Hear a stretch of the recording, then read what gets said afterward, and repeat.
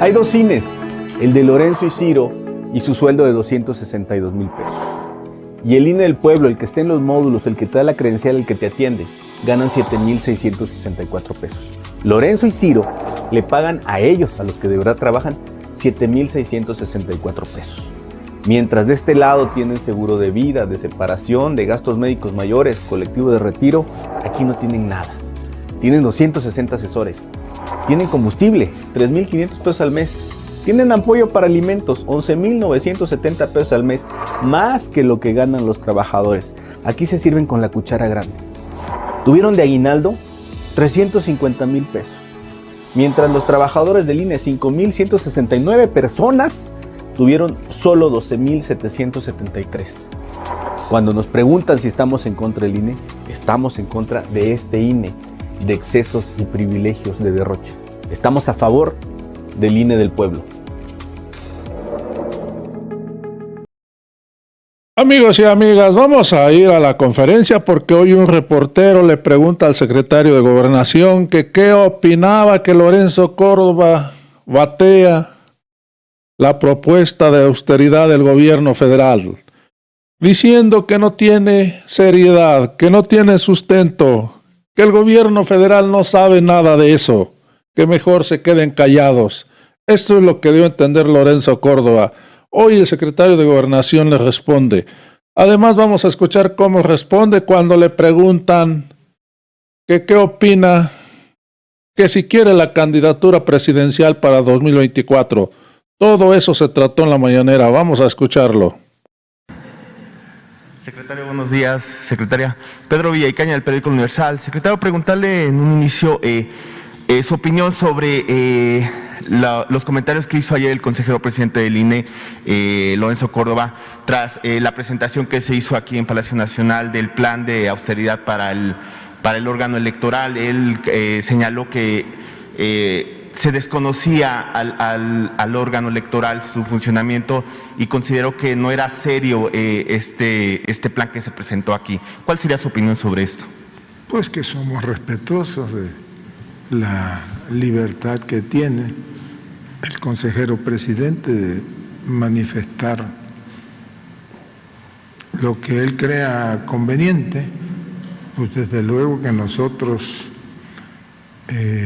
ayer mismo indicamos que era un trabajo a profundidad que se había realizado, se revisó todos los rubros del presupuesto de egresos 2022 y elevamos esa propuesta, ese análisis, para que ellos pudiesen revisarlo y en todo caso aplicar las medidas de austeridad o los ajustes presupuestales que son los que permitirían casi 3,000 millones de pesos, digamos, conformarían esa bolsa, dinero suficiente para llevar a cabo la revocación de mandato, que pues es una obligación constitucional que reconoció incluso el Tribunal Electoral del Poder Judicial de la Federación.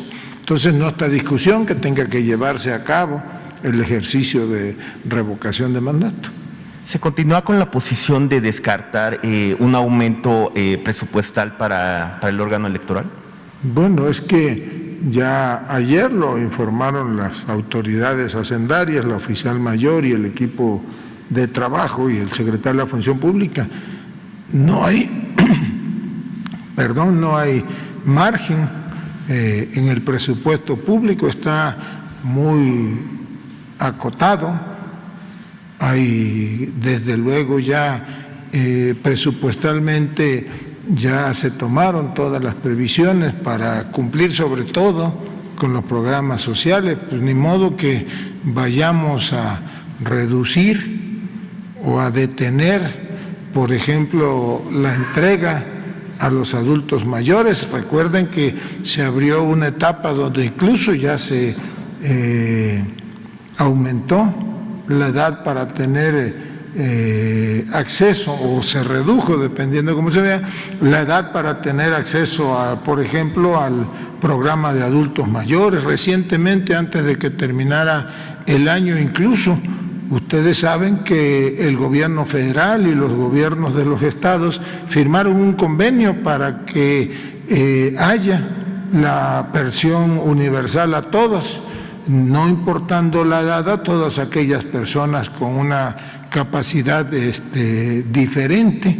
Ahí el gobierno federal aportará una parte y los gobiernos estatales aportarán otra. Pues ni modo que vayamos a reducir el presupuesto de salud, pero ayer lo dijimos, no hay ningún precedente de que a un órgano autónomo se le haya concedido un aumento o un adicional presupuestal.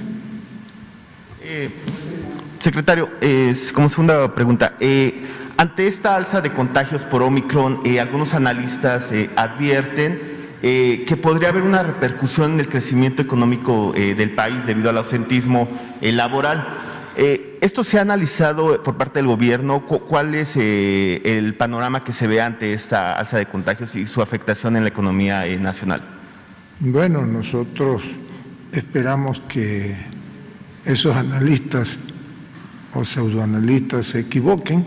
Efectivamente, pues hay un crecimiento, eso no lo podemos esconder, en cuanto al número de casos de COVID, muchos de ellos, la mayoría de ellos, de la variante Omicron, que se transmite con mayor rapidez o mayor facilidad. Hay toda una estrategia del gobierno federal. Aquí está presente hoy la secretaria del Trabajo, ayer el director mexicano del Instituto de Seguro Social presentó cuál es el programa para, en el caso de las incapacidades laborales, pues mantener facilidad de acceso a esa tramitología.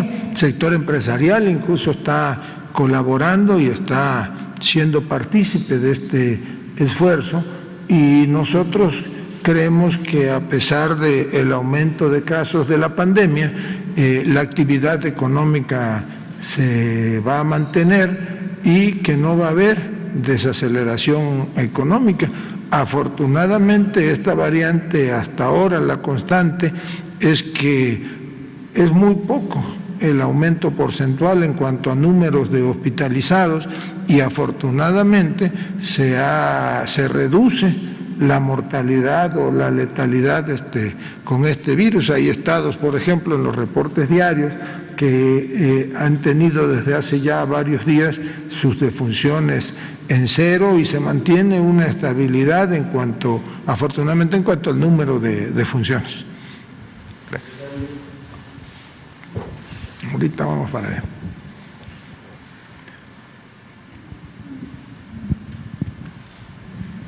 Gracias, secretario. Secretaria, buenos días, y a la gente que los ve y nos escucha. Yo quisiera preguntarle dos preguntas a usted, secretario, y una a la secretaria del Trabajo y Previsión Social. No sé si podríamos empezar con la secretaria. Con el cambio del líder del sindicato de Pemex, ¿qué tanta seguridad habrá de que ya la presencia o el poder sindical y económico de Romero de Champs deje de tener el sello en Pemex? ¿Y qué ha pasado con el tema de los trabajadores que estaban trabajando en las plataformas, y siguen Pemex contratando a trabajadores con el tema del outsourcing, o va a desaparecer de manera definitiva el outsourcing dentro de Pemex? Claro que sí, muchas gracias. La gran diferencia de antes y ahora es que son los trabajadores los que van a definir, los que van a decidir. ¿Qué pasaba anteriormente? El gobierno imponía a los líderes sindicales. ¿Quién será el próximo secretario o secretaria general? Será producto de la voluntad de la mayoría de los trabajadores petroleros que pertenecen a este sindicato. A nosotros nos toca garantizar que ese proceso se haga de manera libre, democrática, con piso parejo. Y eso es a lo que estamos actualmente abocados. Por el otro lado, respecto al tema de subcontratación, en efecto, recordar que a partir del 1 de enero de este año, con el plazo transitorio en materia de subcontratación, La transferencia de personal, la subcontratación de personal, está prohibida en nuestro país, tanto para el sector privado como para el sector público, tratándose de la administración federal. Por ende, no se permite la transferencia o el uso de estas empresas nomineras que concentraban a trabajadores que no tenían ninguna actividad productiva y que se limitaban a transferir a los trabajadores poniéndolos a disposición, y esto generaba toda, digamos, una situación de desventaja para los trabajadores. De entrada, porque no recibían reparto de utilidades, porque estas empresas no generaban utilidades, pero también por las altas y bajas en el Seguro Social, por el subregistro en las cuotas del Seguro Social y por la violación en la estabilidad en el empleo. En ningún caso puede seguir existiendo la subcontratación de personal desde el 1 de enero en la Administración Pública Federal y en el sector privado. ¿Y los trabajadores que estaban con ese convenio de outsourcing o esas empresas que prestaban servicio a Pemex y que ellos, las empresas, a su vez les pagaban a los empleados y menos cantidad de dinero? Lo que ha venido pasando, y hemos dado seguimiento en la mayoría de los casos, es que se han venido regularizando. Muchos de ellos a través de abrir nuevas plazas y poderlos contratar directamente como trabajadores propios, y cuando se trata de servicios u obras especializadas, que también la ley lo determina, ahí puede haber una contratación de una empresa que provee ese servicio especializado. En el caso de Pemex, como en cualquier otro, si la empresa no se dedica a esa actividad de manera esencial, puede contratar a otra empresa para que le pueda proveer ese servicio especializado. En ese caso se puede dar este supuesto, pero en ningún caso es una empresa que se limita a proveerte el personal para simular o evitar que tú enfrentes o, digamos, hagas frente a tus responsabilidades como empleador. Ok, gracias. Y las dos preguntas para usted, secretario, si me lo permite. Yo le he dicho aquí al presidente de la República que nadie debe de meterse con los niños, mucho menos con las personas adultas mayores. ¿Y por qué le digo esto? Pues porque le voy a plantear lo siguiente. Desde 1998 la señora Raquel Camacho López salió de Coapas, Veracruz, rumbo a los Estados Unidos.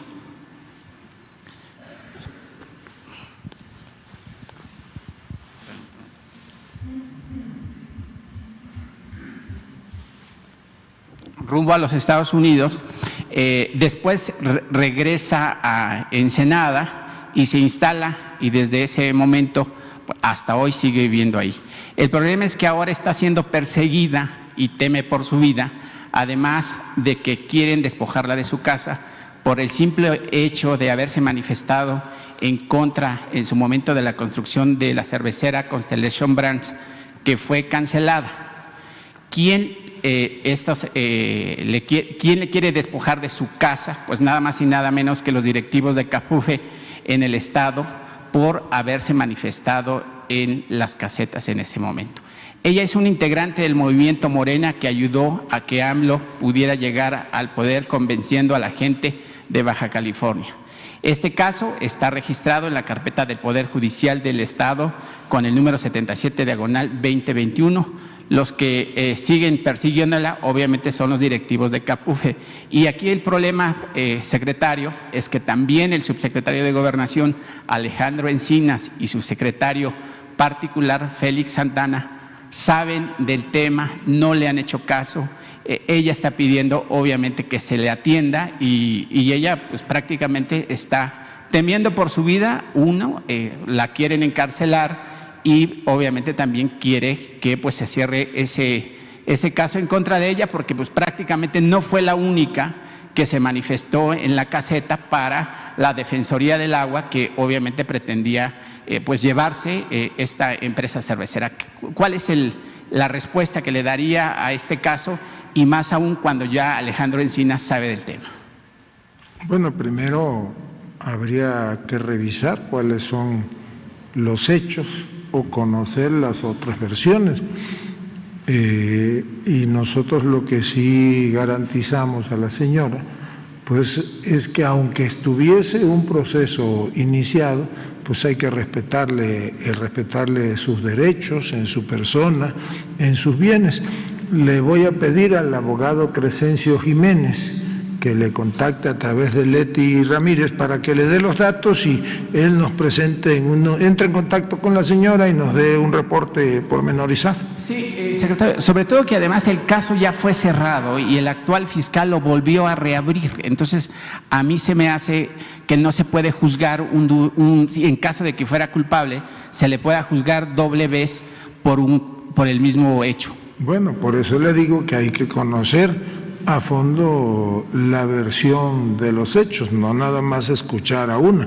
En todo caso, reitero, nosotros estamos obligados a garantizar la seguridad, el respeto a los derechos humanos de la señora y entraremos en contacto con ella, conocer a fondo la versión de los hechos, pedir respetuosamente a la Fiscalía Estatal que nos permitan tener acceso, si la señora acepta la coadyuvancia, a la carpeta de investigación y pues ayudar para que se resuelva el asunto. Sí, y una última pregunta, secretario, lleva usted prácticamente 5 meses o 6 al frente de la política interna del país.